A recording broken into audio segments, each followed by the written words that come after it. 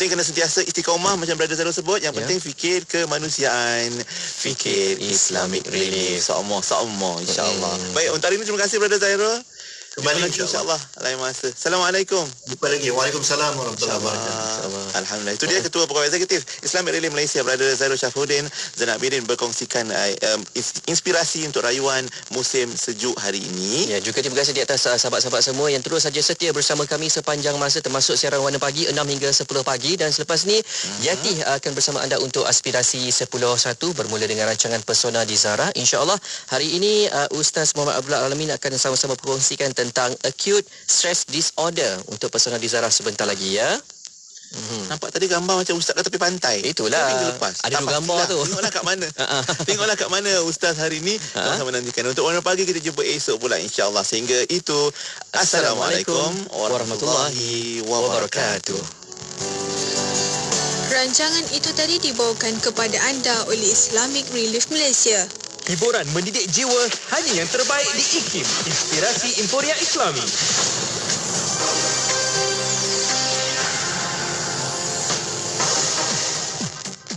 Bismillahirrahmanirrahim. Assalamualaikum warahmatullahi wabarakatuh dan salam sejahtera.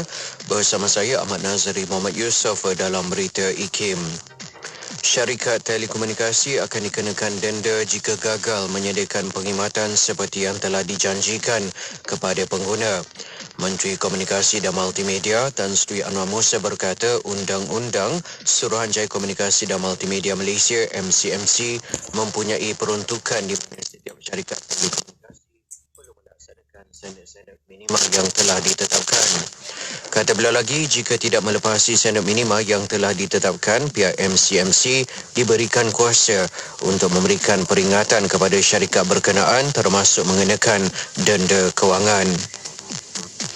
Lebih 10,000 pegawai dan anggota polis Diraja Malaysia PDRM yang akan bertugas pada Pilihan Raya Negeri PRN di Melaka dan Sarawak akan diberi keutamaan sebagai penerima dos penggalak vaksinasi COVID-19.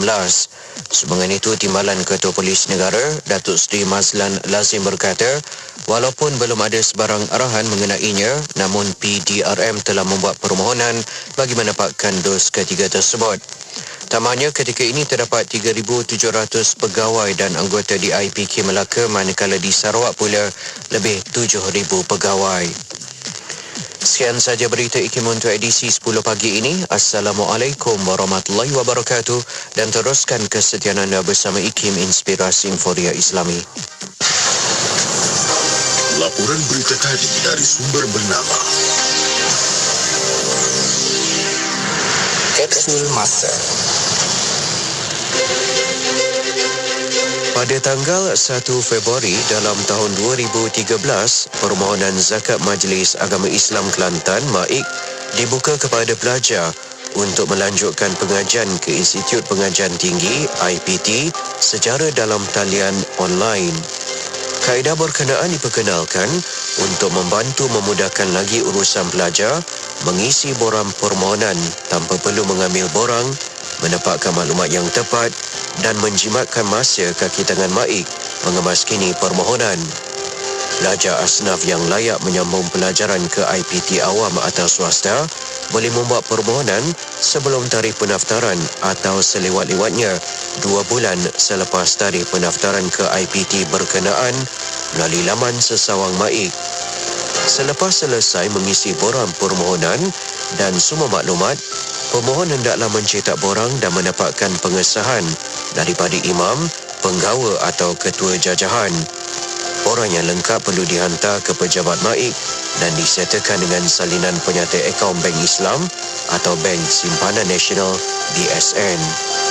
Petikan fakta ini disediakan oleh Seksyen Dokumentasi dan Penerbitan Akib Negara Malaysia. Bismillahirrahmanirrahim. Allahumma antas salam wa minkas salam. Tabarakta ya dzal jalali wal ikram. Allahumma antas salam ومنك السلام تبارك يا ذا الجلال والإكرام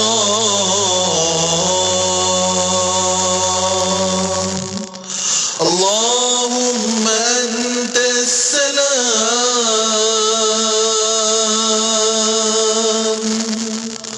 ومنك السلام تبارك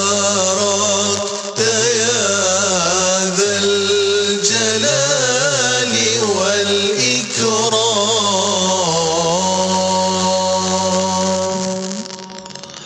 اللهم أنت السلام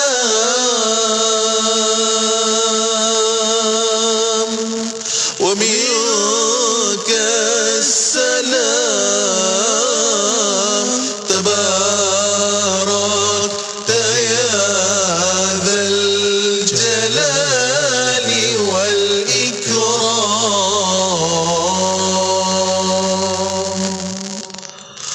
اللهم أنت السلام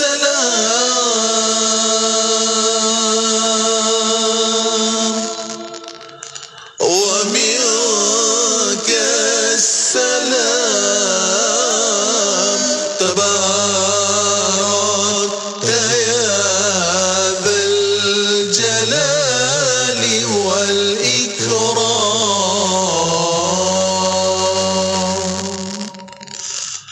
اللهم أنت السلام ومنك السلام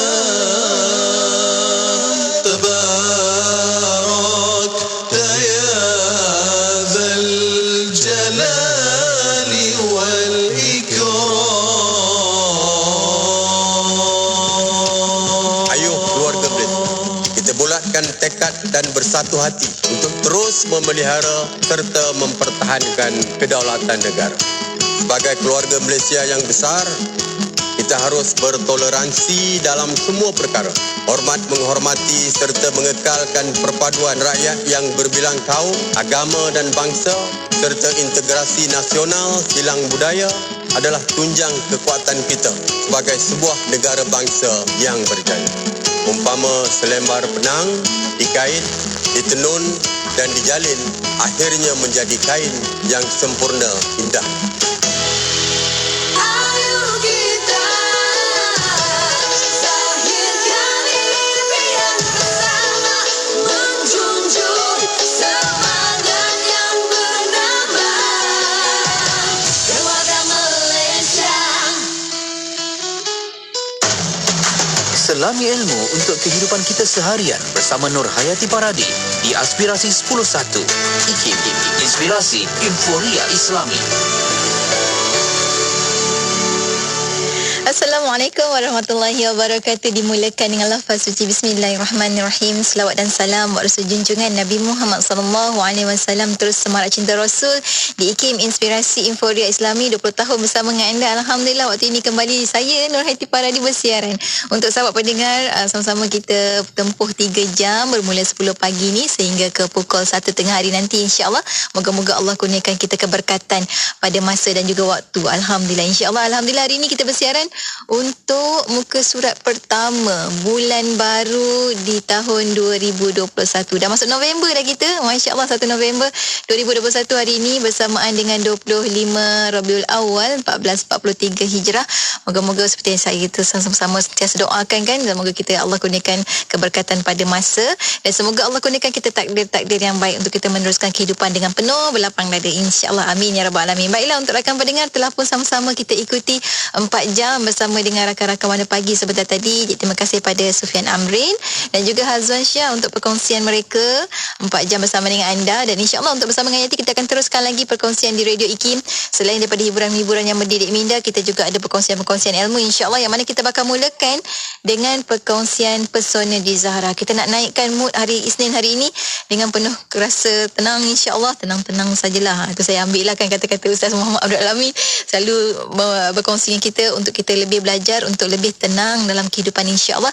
Kita nak sambung dalam pengajian ataupun silibus forensik keluarga. Kali ini Ustaz akan bawakan tentang tajuk acute stress disorder. Apakah itu? InsyaAllah kita akan kongsikan bersama dengan anda. Anda boleh saja ikuti secara langsung di Radio IKIM, di frekuensi-frekuensi yang telah kami sediakan untuk anda, ataupun anda boleh dengarkan di platform-platform kami yang lain seperti di Radio Atas Talian ataupun di telefon pintar masing-masing, insyaAllah. Dan juga di media sosial kita ada di FB IKIM FM, YouTube channel IKIM juga kita kongsikan perkongsian kita sebentar saja lagi untuk perkongsian Pesona Dizarah dengan tajuk acute stress disorder bersama dengan Ustaz Muhammad Abdul Alamin. Tapi sebelum itu, jom kita antara perkara yang boleh membantu kita untuk melapangkan dada, insya-Allah, dengan memperbanyakkan selawat ke atas baginda Nabi SAW. Paling kurang kan 10 kali pagi, 10 kali petang, insya-Allah. Moga-moga asbab daripada kesungguhan kita untuk membiasakan melazimi selawat ini, Allah kurniakan kita sebaik-baik kehidupan, insya-Allah, di dunia dan juga akhirat nanti. Bersama dengan Mahir Zain dengan The Chosen One sebagai hiburan pertama kita pada pagi ini. Teruskan kesetiaan bersama Yati, tentunya hanya di IKIM, Inspirasi Inforia Islami.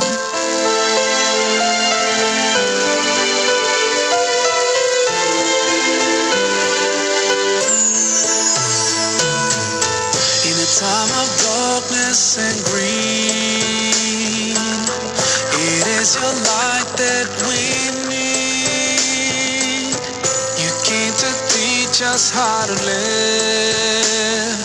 Muhammad, Ya Rasulullah, you were so caring and kind. Your soul was full of light. You are the best of mankind.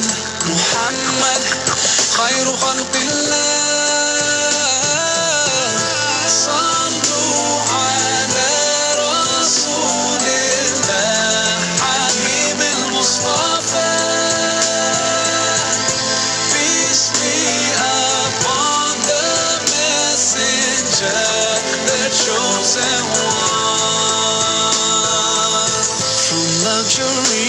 Turned away, and all night you would pray, truthful in every word you say.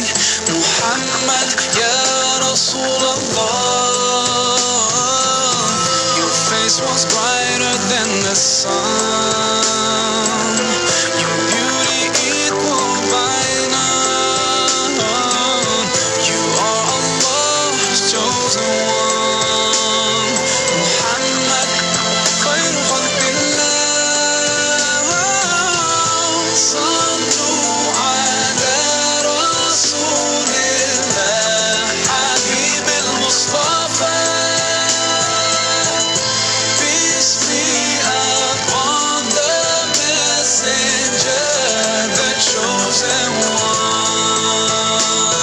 I'll try to follow your way and do my best to live my life as you taught me. I pray to be close to you on that day and see you smile when you see me. Sallu ala rasulillah, habib al-Mustafa.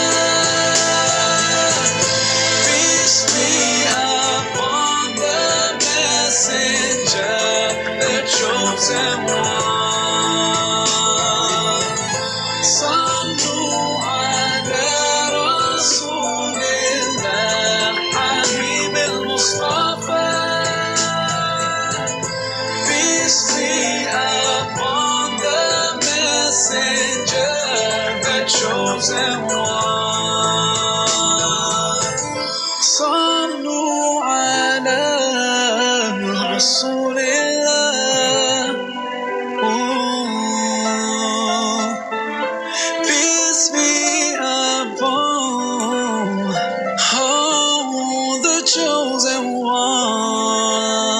sehingga 1000 keturunan, Allah akan kurniakan pahala yang tidak henti-henti. Tak mahukah anda? Rasulullah SAW bersabda, maksudnya sesungguhnya antara amal kebaikan yang mendatangkan pahala setelah orang yang melakukannya meninggal dunia adalah harta yang disedekahkan. Riwayat Ibnu Majah. Sungguh jelas, selagi mana harta yang kita sedekahkan memberi manfaat kepada penerima hatta sehingga 1000 keturunannya, insya-Allah pahala akan mengalir dan terus mengalir untuk kita. Ketahuilah, ketika ini umat Islam minoriti di Kemboja sangat-sangat memerlukan bekalan air bersih untuk meneruskan hidup dan beribadah. Oleh itu, ayuh kita bersama-sama Pertubuhan Sukarelawan Ad-Diniyah dengan menyumbang kepada kempen infak pam air Kemboja di www.infakpamairkemboja.com sekaligus membantu misi membina 10,000 unit pam air untuk umat Islam minoriti di Kemboja. Bayangkan mereka sekeluarga hidup dengan meminum air sungai yang keruh dan hidup dengan air hujan yang ditadahkan. Pam-pam air yang anda sumbangkan ini akan menjadi talian hayat untuk mereka sekaligus membekalkan air yang lebih bersih dan kesihatan mereka insya-Allah akan lebih terjamin. Menyumbanglah di www.infakpamairkemboja.com. Itulah dan Sayyidina Uthman bin Affan radhiyallahu anhu yang membeli telaga dari seorang Yahudi dan mewakafkannya kepada penduduk Madinah. Lalu tanah di sekitar telaga juga menjadi subur dan tanaman di kawasan sekitar memberikan pulangan yang besar kepada kerajaan Khalifah Islam hinggalah ke hari ini. Berinfaklah kepada kempen infak pam air Kemboja sekarang di www.infakpamairkemboja.com. Infak dikit tanda ingat, infak banyak tanda mampu. Selagi mana air ini digunakan hingga beberapa keturunan pun, selagi itu pahala mengalir untuk anda seperti mana mengalirnya air untuk mereka dari pam yang anda sumbangkan. Kita lapangkan kesusahan mereka ketika ini, insya-Allah Allah janji akan lapangkan kesusahan kita serta ganda-gandakan rezeki kita, bukan sahaja di dunia, juga di akhirat. Berinfaklah di www.infakpamairkemboja.com. Islam and Pandemics, Lessons from COVID-19 is the new book published by IKIM. The book in general concerns COVID-19, a lethal respiratory disease caused by the SARS-CoV-2 virus. Its chapters attempt to address issues arising from COVID-19 pandemic from the Islamic perspective by harmonizing rational and traditional knowledge. The book demonstrates that knowledge derived from Islam provides guidance to the human mind in navigating the various challenges and problems posed by the pandemic. Get your copy right now for just RM20 at ikimniaga.my or call 03-6204-6388 or 389.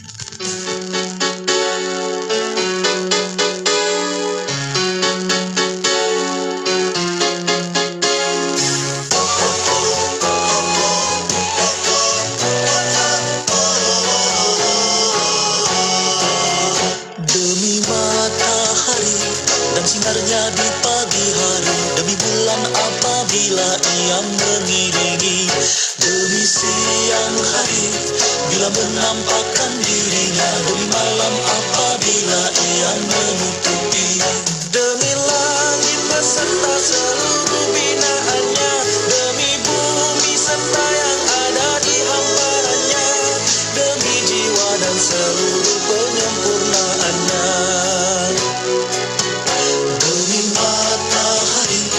Dan sinarnya di pagi hari, demi bulan apabila ia mengiringi, demi siang hari bila menampakkan dirinya, demi malam apabila ia menutupi, demi langit beserta seluruh binaannya, demi bumi serta yang ada di hamparannya, demi jiwa dan seluruh penyempurnaannya.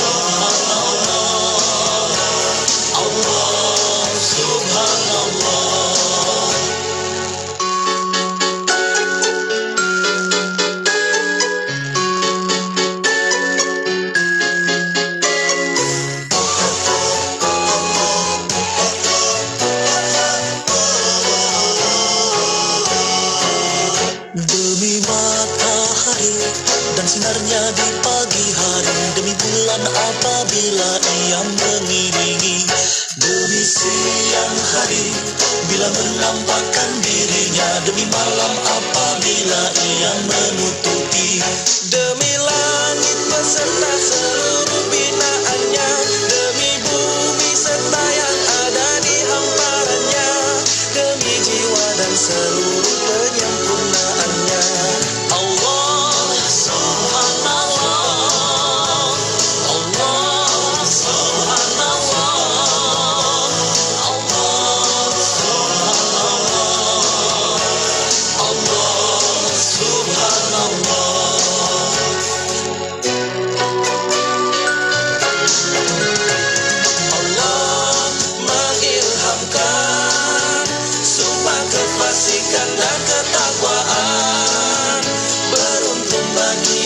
mensucikannya, merugi bagi yang mengotorinya. Allah mengilhamkan sumpah kefasikan dan ketakwaan, beruntung bagi yang mensucikannya, merugi bagi yang mengotorinya.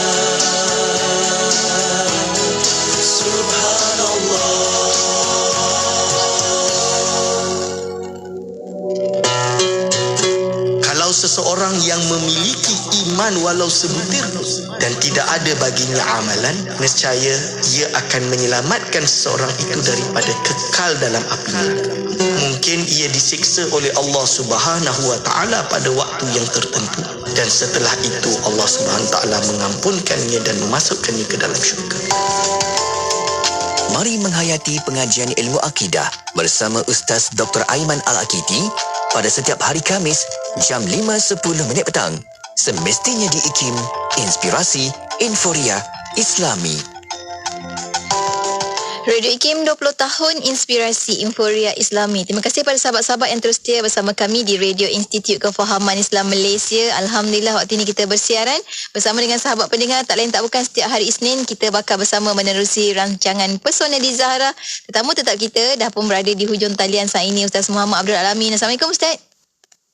Waalaikumsalam warahmatullahi wabarakatuh. Masya Allah, baju Ustaz kan tak tahulah nak kata bunga-bunga pun bukan bunga-bunga, bersulam-sulam pun tak tahulah, Masya Allah. Tapi Alhamdulillah untuk anda rakan pendengar nak tahu macam mana baju Ustaz, bolehlah sekarang tonton di FB IKIM FM ataupun di YouTube channel IKIM, insyaAllah untuk perkongsian kita. Dan hari ini Ustaz bakal bawakan satu tajuk yang sangat dekat dengan kita semua sebenarnya, untuk sama-sama kita belajar sesuatu dalam kita nak mengawal dan juga mengawal atur emosi kita, insyaAllah. Ustaz akan bawakan dalam forensik keluarga, acute stress disorder. Mungkin awalan ini Ustaz berikan terlebih dahulu mukadimah apa yang dimaksudkan dengan acute disorder ni Ustaz, silakan. Okey, bismillahirrahmanirrahim. Assalamualaikum warahmatullahi wabarakatuh. Alhamdulillah wassalatu wassalamu ala Rasulillah wa ala alihi washabbihi wa man tabi'ahu wa man nasara wa wala.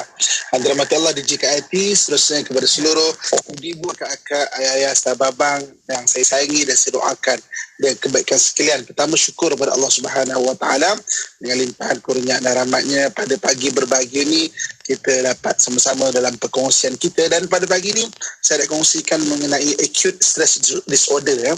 Okey, dalam hidup kita ni kita mengalami berbagai-bagai pengalaman-pengalaman yang kita jangka ataupun yang kita tidak jangka ya. Kadang-kadang kalau kita jangka tu contoh macam kematian, contoh kan. Kita tengok saudara mara kita, orang terdekat kita semakin hari semakin susut, semakin hari semakin susut kesihatan dia. Jadi maknanya kita boleh jangka, maknanya bersedia di sudut mental kita akan menghadapi kehilangan seseorang yang kita sayang. Tapi kadang-kadang ada benda-benda yang berlaku secara tiba-tiba. Kan tiba-tiba hari ni orang dengan suami isteri bersalaman pagi untuk pergi kerja. Tiba-tiba pukul 10 dapat telefon suami itu aksiden dan meninggal. Kan? Jadi maknanya benda yang tidak dijangka. Jadi bila benda tidak dijangka ni kita akan mengalami satu kejutan ataupun stres. Antara contohnya adalah itu contoh kematian ataupun ancaman kematian. Okey, kita tak pernah jangka kan. Apa contoh dalam keadaan kita di office seperti biasa. Tiba-tiba kawan kita stres, dia meletup sampai dia nak cederakan orang lain contohnya, mengamuk kan. Sebab kalau kajian daripada sudut maknanya bangsa-bangsa ni, orang Melayu kita ni ada disebut sebagai satu keadaan yang dia boleh melakukan amok.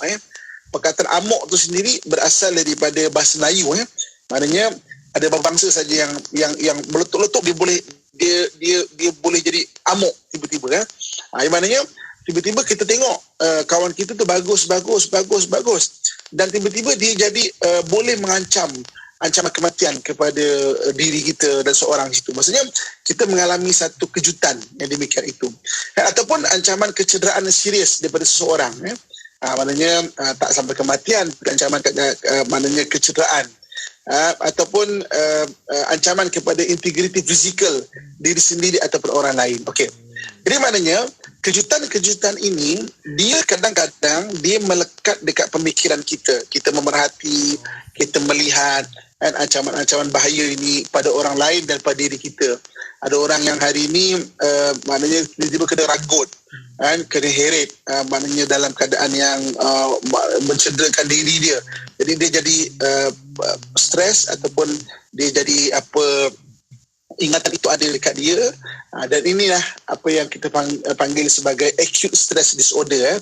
Jadi biasanya berlaku kepada seorang yang mengalami gangguan kecemasan, yang dipanggil sebagai acute stress disorder ataupun ASD, dan biasanya berlaku daripada tempoh sebulan daripada kejadian traumatik itu. Dan kalau anda kata benda ini berterusan, ini yang kita pernah bincang satu ketika dulu, ada disebut sebagai post trauma stress disorder, PTSD. Tapi maknanya kalau dalam masa sebulan itu dia akan terbayang-bayang dan dia kena ubat benda ini. Kalau tidak, dia boleh melangkah lebih jauh lagi kepada gangguan yang lebih lama, lekat itu dekat dalam diri dia.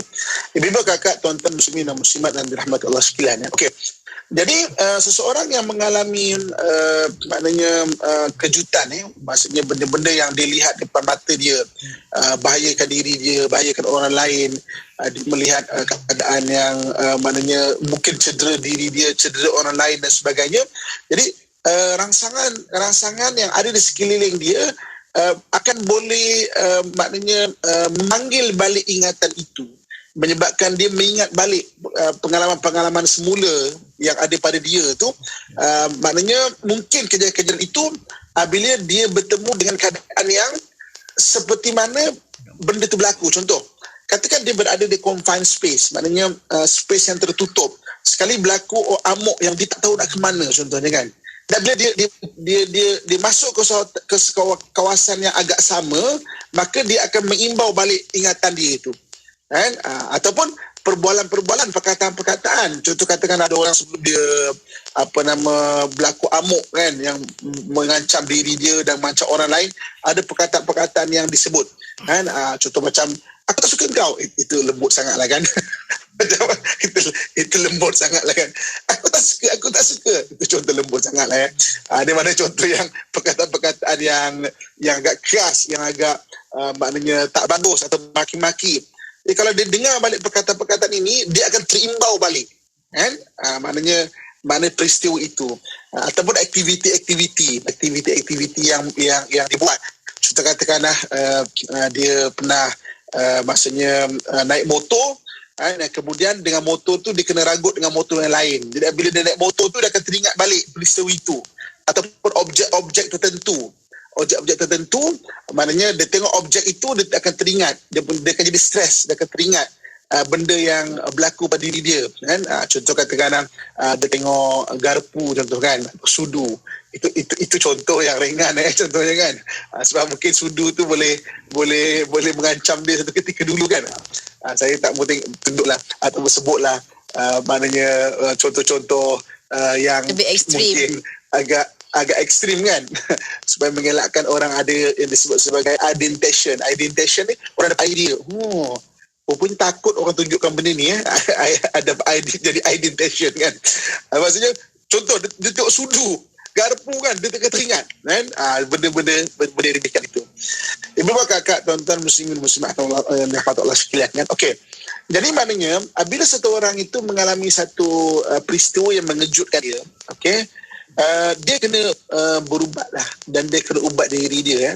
Kalau tidak, dia akan melangkah kepada apa yang disebut sebagai gangguan kesihatan mental lah. Okay, maksudnya kesihatan mental kita dalam keadaan biasa-biasa. Berlaku shock, berlaku kejutan, kita kena belajar menenangkan diri kita, dan orang sekeliling kena faham keadaan itu. Dia kena tenangkan diri dia. Kalau tidak, dia akan melangkah kepada satu tahap, iaitu gangguan kesihatan mental. Dalam keadaan biasa-biasa, maknanya berlaku gangguan kesihatan mental, dan dalam keadaan demikian, dia boleh melangkah kepada penyakit mental. Ini yang kita tak nak. Sebab kalau kita tak ada kefahaman benda ini, kita akan menganggap remeh benda ini. orang yang pernah mengalami kejadian kena ragut yang sampai mencederakan dia. Kan? Jadi maknanya dia ada satu pandangan kepada orang-orang yang mungkin naik motor ataupun orang yang mungkin naik motor dalam keadaan yang dia pernah tengok perhati benda itu. Kan? Jadi nanti kita akan tengok apa simptom-simptom dia. Nanti dia akan tiba-tiba jadi marah-marah. Jadi maknanya gangguan kesihatan mental ini kita boleh tengok apabila dia mula mengganggu hubungan diri dia dan juga hubungan sosial dengan orang lain. Kan? Jadi maknanya patutnya biasa-biasa je. Tiba-tiba dia masuk ke satu kawasan yang sama macam mana tempat pernah berlaku, maka dia akan marah-marah. Kenapa bawa saya tempat macam ini? Kenapa macam panik, macam dia macam panik. Akan jadi panik. Ya, dia akan mengimbau balik dia punya dia punya pengalaman itu. Kalau kita tak ada kefahaman ini dan kita anggap semua orang sama, kita tidak menghormati apa yang mereka lalui, jadi kita akan meremehkan benda tu. Kamu dah relax lah, ngada-ngada lah dia ni. Kita akan marah dia pula. Sedangkan dia bukan buat-buat benda tu. Dia memang betul-betul mengalami apa yang kita panggil sebagai acute stress disorder ni. Maknanya mengenang balik. Jadi dia bukan mengada-ngada. Jadi kita takut apabila kita meremehkan benda ni, kejadian-kejadian yang dialami oleh seseorang, dia daripada kesihatan mental yang baik, dia telah melangkah kepada gangguan kesihatan mental.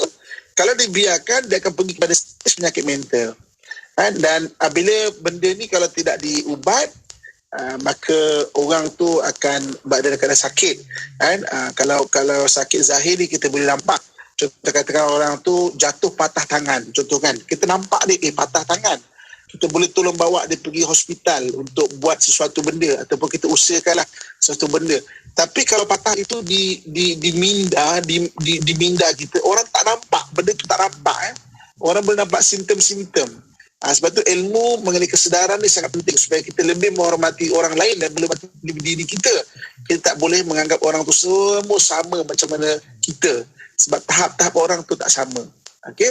Untuk kita bincang mengenai ciri-ciri ASD ni, acute stress disorder ni, kita berehat dulu.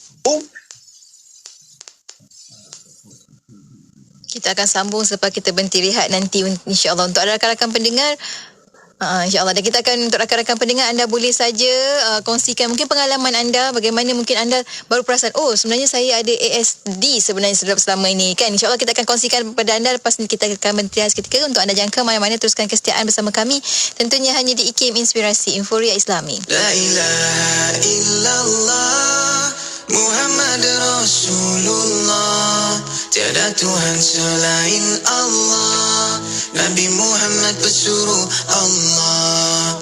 Serahkan semua yang ku ada, hati, jiwa dan segala-galanya. Dengan namamu ku bernawaitu, dan padamu tempat ku mengadu. La ilaha illallah Muhammad Rasulullah, la ilaha illallah Muhammad Rasulullah, tiada Tuhan selain Allah, Nabi Muhammad pesuruh Allah, Nabi Muhammad pesuruh Allah. Sejiwa hilang mencari arah, kau bawa cahaya penuh harapan, membawa rahmat pada seluruh alam. Sungguh hati rindu untuk bertemu.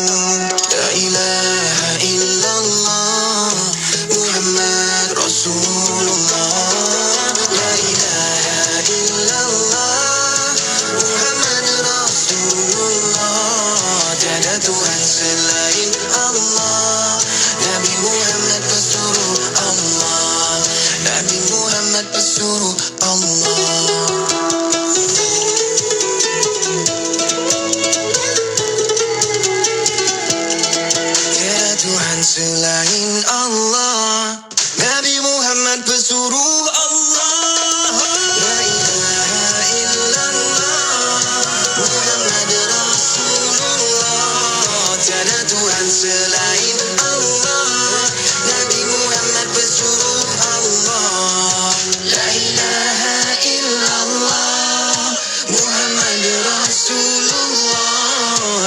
Tuhan selain Allah, Nabi Muhammad pesuruh Allah. Salawat dan salam buat Rasul junjungan Nabi Muhammad sallallahu alaihi wasallam. Alhamdulillah, terima kasih pada rakan pendengar kerana terus setia bersama kami di Radio Institut Kefahaman Islam Malaysia. Waktu ini kita kembali bersiaran bersama menerusi rancangan Pesona di Zara bersama dengan Ustaz Muhammad Abdul Alamin untuk perkongsian kita tentang ASD, Acute Stress Disorder. Ustaz tadi dah kongsikan ciri-cirinya. Ada sahabat-sahabat kita yang pun dah kata dia memang ada ciri-ciri tersebut dan sebagainya. Ustaz, mungkin kita boleh kongsikan, sambung lagi perkongsian kita di hujung talian bersama dengan Ustaz Muhammad Abdul Alamin. Ustaz okey Ustaz? Okey, kita ada sedikit masalah teknikal. Harap Ustaz okey. Boleh ke Ustaz? Silakan. Okey. Silakan. Boleh. Silakan. Okey. Ibu kakak, tuan-tuan muslimin dan muslimat rahmatullah sekalian ya. Okey. Sekarang kita tengok 3 ciri-ciri ataupun keadaan dia. Okey. Apa tujuan kita bincang pada hari ini ya? Tujuan kita bincang pada hari ini matlamanya adalah untuk kita ada kesedaran ilmu ataupun awareness mengenai perkara ini ya.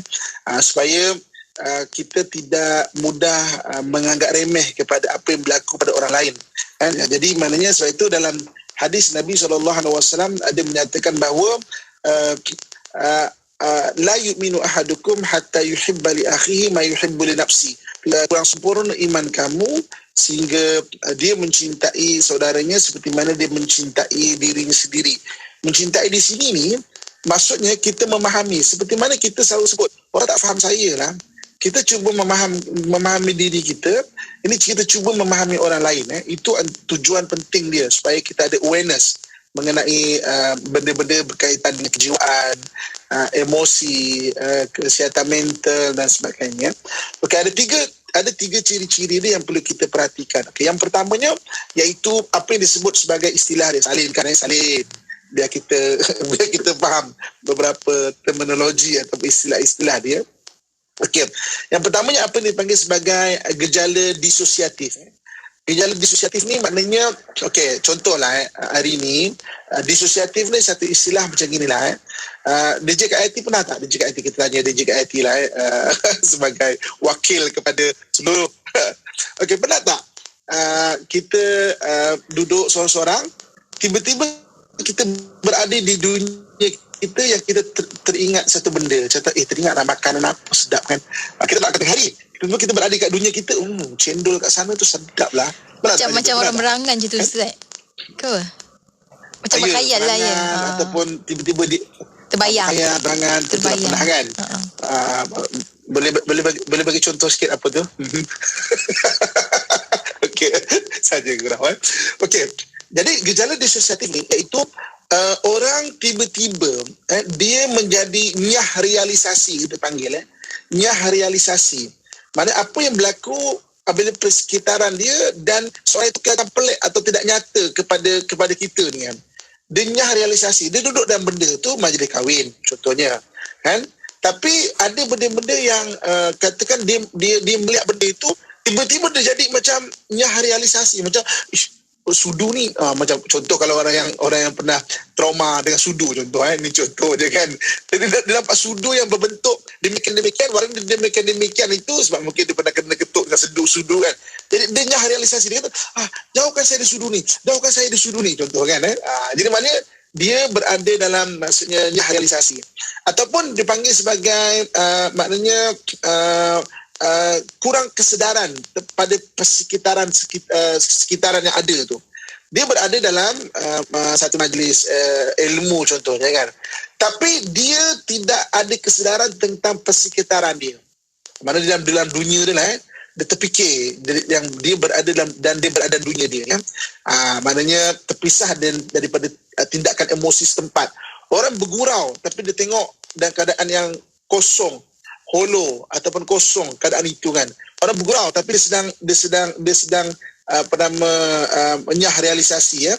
Ini dipanggil gejala disosiatif ya. Jadi mana kadang-kadang benda ni biasa dalam hidup kita. Tapi bagi orang yang mengalami satu traumatik, benda ini benda yang imbauan itu menjadikan dia tiba-tiba berada dalam dunia dia. Kan? Maksudnya tiba-tiba jadi macam terkejut, tiba-tiba jadi macam macamnya memberi satu tidak balas yang tidak sepatutnya kan. Jadi ini yang dibagi sebagai gejala disosiatif. Itu ciri pertama. Okey, ciri yang keduanya iaitu dia mengalami semula, maknanya dalam pemikiran dia, dalam mind dia, dia mengalami semula peristiwa traumatik itu. Contoh macam image berulang. Sebab manusia ni, sebab kenapa kita tidak dibenarkan ataupun di dalam Islam disuruh tidak tengok benda-benda yang tak baik. Sebab benda-benda yang tak baik ini dia akan terakam dalam minda kita, dan manusia ni antara cara berfikir dengan gambaran.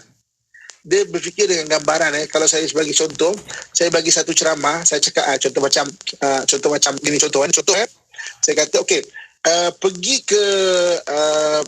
pergi ke Cameron Highland tu bagus. Contoh kan. Cameron Highland tu saya minum udaranya segar, tehnya segar, strawberry-nya segar. Okey. Saya bercakap perkataan itu ada beza dengan saya kata saya pergi ke Cameron Highland.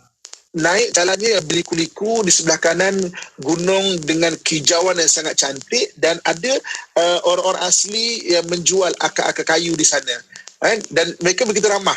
Kemudian saya berhenti di satu kedai, yang kedai itu bumbungnya mempunyai satu maknanya dekorasi yang sangat cantik, dan juga kayu-kayunya kayu-kayu cengal yang jarang-jarang ditemui di tempat yang lain. Dan strawberry itu warnanya merah dalam keadaan yang merahnya begitu segar. Di tepinya ada coklat yang boleh dicicah dan dimakan. Jadi orang boleh maknanya membayangkan bersama-sama membayangkan sebab antara cara manusia berfikir adalah dengan gambaran. Sebab itu kalau satu orang itu mengalami sesuatu peristiwa dalam hidup dia, gambaran itu akan berulang. Baik itu kenapa Nabi SAW melarang kita melihat benda-benda maksiat. Melihat benda-benda yang engkar dan mungkar, melihat saja pun hukumnya boleh jatuh haram, melihat aurat orang lain. Sebab benda itu benda yang akan melekat. Ini saya nak cerita dulu mengenai macam mana peristiwa, cara manusia itu berfikir. Kajian daripada Jabatan Agama Islam beberapa negeri di Malaysia, orang yang ditangkap berkhaluat, mereka adalah orang yang pernah melayari maknanya video-video klip yang lucah-lucah ini. Maknanya benda tu dah ada dalam pemikiran dia. Sebab itu benda-benda yang kita tengok, kita kena perhatikan. Sebab apa yang datang daripada mata ni, dia akan masuk dalam pemikiran kita. Sebab itu orang yang pernah melalui peristiwa ini, gambaran peristiwa itu akan ada di dalam pemikiran dia. Kalau tidak diubat dengan bagus, maka ciri kedua, dia mengalami balik image yang berulang itu. Mengalami mimpi ngeri. Maknanya mengalami episod kilas kembali. Maknanya kilas kembali peristiwa traumatik ini kan. Jadi maknanya dia mengenang balik. Dan kadang-kadang benda ni selalu saya jumpa orang, dia kata bukan saya nak pun, tapi datang sendiri ingatan itu. Dia tengok sudu tu, balik contoh sudu tu kan.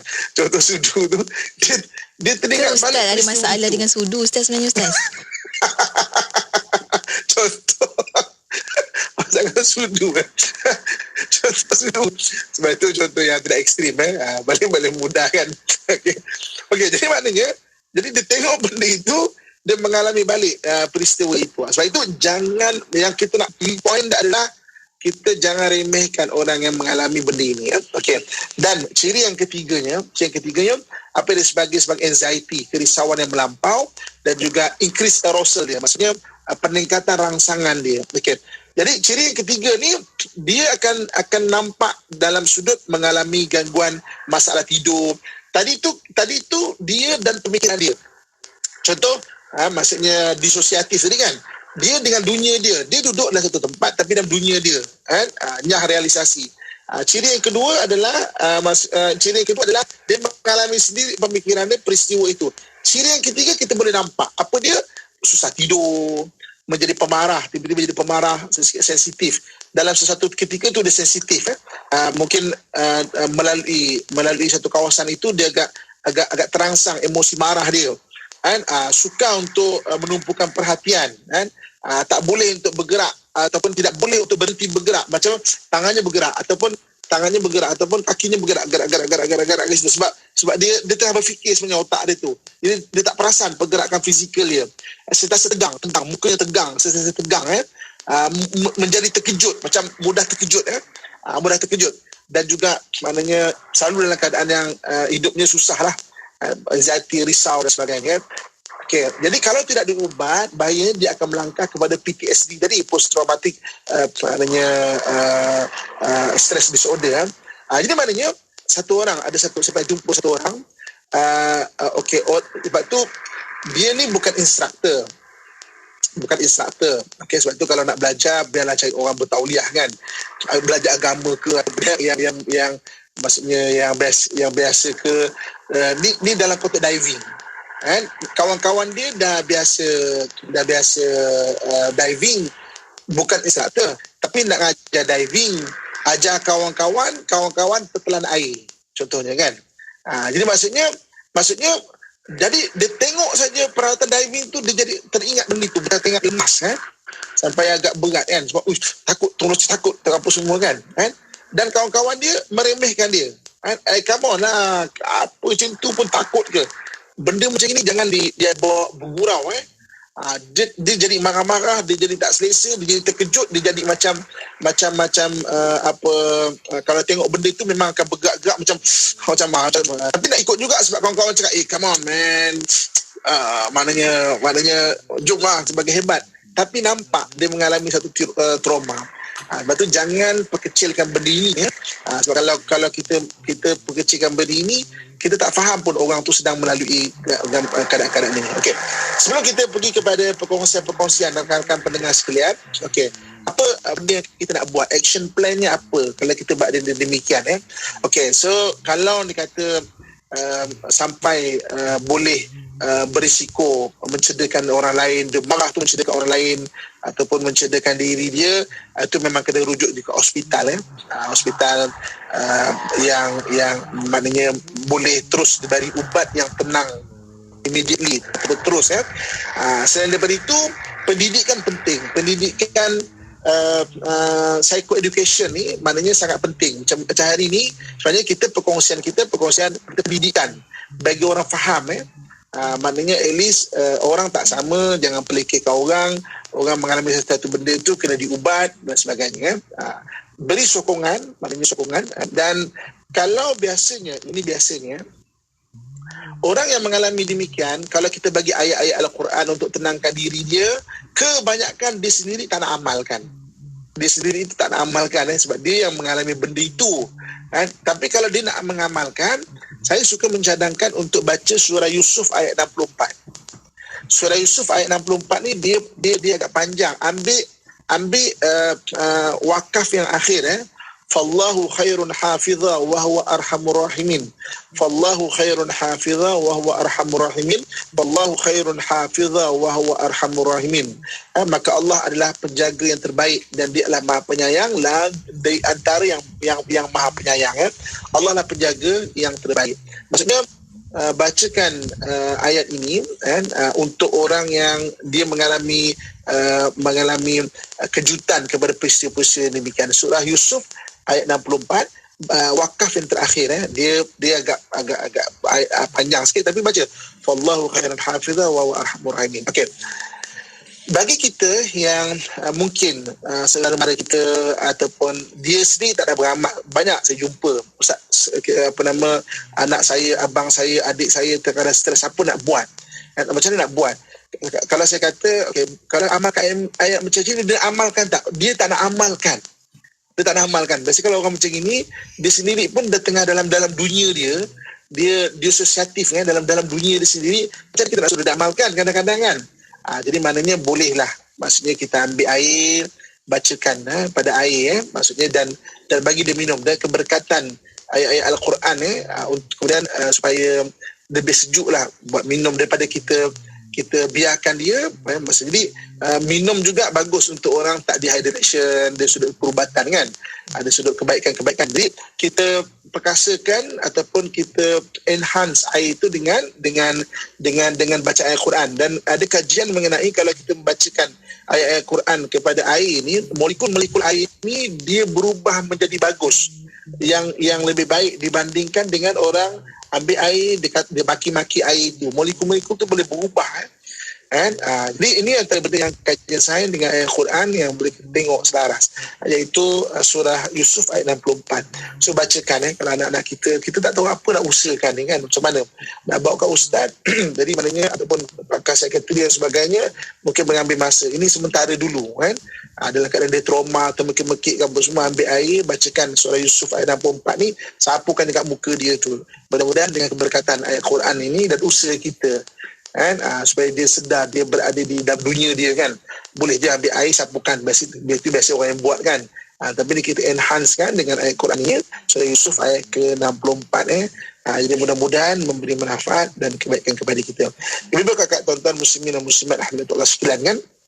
Kemudian kalau Asmaul Husna, kalau diri sendiri nak amalkan, bagus baca ya mukmin ya muhaimin. Ya mukmin wahai yang mengamankan, ya muhaimin wahai yang maha melindungi ya. Ya mukmin ya muhaimin. Baca Asmaul Husna ni. Kalau diri orang itu nak amalkan. Tapi kadang-kadang orang yang berada dalam keadaan yang sakit ni, dia tak boleh nak fokus untuk dia amal. Acute stress disorder ni, orang baru-baru kena tu, dia sendiri susah nak untuk amalkan sebab dia dah berada dalam dunia dia. Tapi kalau dia sedar dan nak amal, ini ayatnya surah Asmaul Husna yang mukmin yang muhaimin, dan juga surah Yusuf ayat yang ke-64. Wallahu a'lam. Masya-Allah, masya-Allah. Terima kasih banyak Ustaz untuk perkongsian dan tips tadi. Mudah-mudahan kita dapat mengamalkannya. Kita ada juga antara perkongsian-perkongsian sahabat-sahabat kita Ustaz. Saya mulakan terlebih dahulu sahabat kita di FB IKIM, Yaya Mujahidah tanya, dia berkongsi Ustaz, kata masa suami saya baru-baru meninggal akibat kemalangan jalan raya, saya singgah beli air untuk anak-anak kecil. Tiba-tiba ternampak air tin yang selalu arwah suami minum. Berdiri tak buat apa-apa, terpaku, terdiam, ibu alihkan, baru tersedar dan fikir, aku nak buat apa tadi? Macam tu ke Ustaz sebenarnya yang Ustaz masukkan ni Ustaz? Ya. Itu antara contoh disosiatif. Maksudnya terpaku, terdiam dalam dunia kita tu. Itu yang kita kena faham orang yang mengalami traumatik macam ni kan. Jadi kalau kita tak faham, kita akan meremehkan ataupun buat tak tahu ataupun kita anggap ringan. Maka orang itu daripada kesihatan mental beralih kepada gangguan kesihatan mental, takut dia beralih kepada penyakit mental. Kita jangan sebut penyakit mental ni gila semata-mata. Istilah tu kena difahami dan diubah kefahaman. Mental dia ni kan, sakit mental dia ni kan. Kita bukan cerita orang dulu-dulu lah yang anggap sakit mental tu mesti gila. Bukan. Maksudnya dia ada masalah daripada benda-benda yang dia ada satu perubahan dalam diri dia, bukan masalah, perubahan dalam diri dia yang mengganggu hubungan dia dengan orang lain. Dalam keadaan biasa mengganggu hubungan sosial dia dengan orang lain. Jadi kena ada kesedaran mengenai kempen kesihatan mental supaya semua orang sihat mudah-mudahan terutamanya zaman sekarang ni kan. Maksudnya semua satu dunia selepas kita dikejutkan dengan wabak corona ni, banyak peristiwa berlaku dan memang kesihatan mental ni, gangguan kesihatan mental akan meningkat. Allahuakbar. Masya-Allah, masya-Allah. Kita kena betulkan stigma masyarakat, jangan pukul rata semua perkara jadi sebagai gila, tak. Ya, insya-Allah. Dan kita ada Wan Wan Mustafa Ustaz. Kata Assalamualaikum Ustaz dan DJ. Waalaikumsalam. Bagaimana nak rawat dan pulihkan rasa kurang percaya diri disebabkan keganasan rumah tangga? Bila nampak rumah lama atau terdengar perkataan yang pernah dicaci, rasa down dan hilang semangat Ustaz. Okey. Ini antara contoh maksudnya dengar perkataan-perkataan, tengok rumah lama kan. Ini antara contoh-contoh daripada ESD tadi kepada PTSD kan, post traumatic. Jadi maknanya daripada awal lagi macam mana nak semangatkan diri balik, memang kita kena balik kepada Allah Subhanahu Wa Taala. Saya suka nak bagi satu analogi katakan satu air itu telah berubah warna dia. Contoh kan, satu air, contoh katakan kita ada satu air, kita telah ubah warna dia menjadi nila. Jadi nila kan, warna nila kan, seperti mana warna tudung di JKIT kita kan, warna nila. Okey. Nila yang agak light warna kan. Jadi macam mana cara kita nak putihkan balik air ni? Dia antaranya adalah kita suling air itu balik dengan satu proses. Dia ada suling air itu dengan satu proses. Masuk balik kepada satu maknanya tapisan, beberapa tapisan pasir ke, arang ke, apa ke sebagainya, maka air itu boleh putih balik. Ataupun dengan cara kita panaskan air itu, maka air itu beruap, air itu akan jadi putih balik. Jadi maknanya berlaku benda-benda demikian, kita kena balik kepada asal dia, iaitu sama ada dengan proses suling ataupun dengan cara kita panaskan, maknanya kita balik kepada Allah Subhanahu Wa Taala. Maknanya dengan balik kepada fitrah asal, maknanya dengan air itu beruap, dia akan jadi putih balik. Jadi maknanya first sekali kita kena faham yang berlaku itu adalah tidak secara kebetulan, adalah takdir Allah Subhanahu Wa Taala. Balik kepada kefahaman takdir. Okey.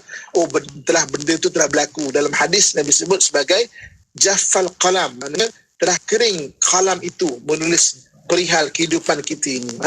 Kemudian kita kena faham dari sudut takdir pula, Allah Subhanahu Wa Taala sebut la yukallifullahu nafsan illa wus'aha. Allah tidak mengenakan sesuatu ujian kepada satu orang itu melainkan apa yang dia mampu tanggung. Maknanya kalau hari ini kita kena yang demikian itu, sebenarnya kita mampu tanggung. Ya, berat. Kata pepatah Melayu, berat mata memandang, berat lagi bahu memikul. Tapi sebenarnya kita ada kekuatan itu. Kadang-kadang kita tak sedar kita ni kuat, sehinggalah Allah datangkan satu ujian. Baru kita faham, kuat diri aku sebenarnya. Sebab memang kita kuat. Jadi maknanya kembalikan diri pada Allah Subhanahu Wa Taala untuk pulihkan balik semangat. Selain daripada itu, untuk usia-usia lain ada juga pemakanan yang bagus. Kalau kita makan, contoh kalau ubat hospital pun okey, sebab ketika itu kita perlukan, dia bukan untuk selama-lama kita bergantung. Tapi kadang-kadang ada yang maksudnya rempah-ratus yang boleh menguatkan minda kita, fokus kita pun bagus makan. Maknanya dengan benda-benda pemakanan yang sihat, yang menyebabkan badan sihat, maka otak kita akan jadi sihat. Sebab kata pepatah Arab, aqlus salim fi jismi salim. Maknanya badan akal yang sihat bergantung kepada badan yang sihat. Wallahualam. Masya Allah. Maksudnya tak ada perkara yang mustahil Ustaz kan. InsyaAllah kalau diusahakan, dia boleh macam air suling tadi kan, dia boleh jernih baik semula InsyaAllah. Walaupun warna nila ni Ustaz ya, biru nila, Masya Allah. Yang penting perlukan kepada lebih masa, lebih sabar, InsyaAllah lebih usaha. Ustaz, kita satu lagi soalan Ustaz. Saya kira ni soalan terakhir juga yang boleh kita nak raikan Ustaz. Di WhatsApp IKIM, sahabat kita bertanya, suami pernah curang, dah maafkan, tapi selalu terbayang-bayang hubungan suami itu. Stres sahabat kita ni Ustaz. Macam nak buat Ustaz? Okey, kalau berkaitan dengan hubungan manusia, kita balik kepada apa yang Nabi ajar, iaitu fa'fu, maafkan mereka. Memang memaafkan dengan melupakan dua benda berbeza. Sebab kita bukan telefon yang ada button delete. Aku tak suka, delete lah, hilang terus. Kalau begitu mudah, Masya Allah, maknanya kita akan sentiasa mudah begitulah. Tapi benda itu akan datang balik.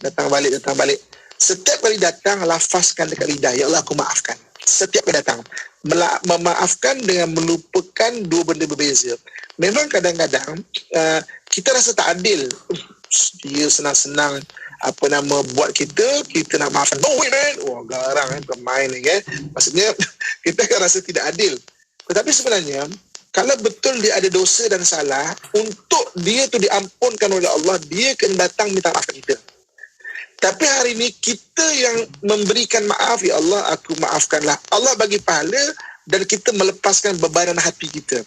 Dia tidak semudah-mudahnya terlepas. Sebab ta'ifan minta ampun pada Allah, kalau berkaitan dengan hak manusia, dia kena datang minta maaf kat kita. Itu dia punya kaedah dia. Tapi kalau hari ini kita sendiri, ya Allah, aku maafkan seluruh manusia. Maksudnya apa? Kita melepaskan bebanan hati kita.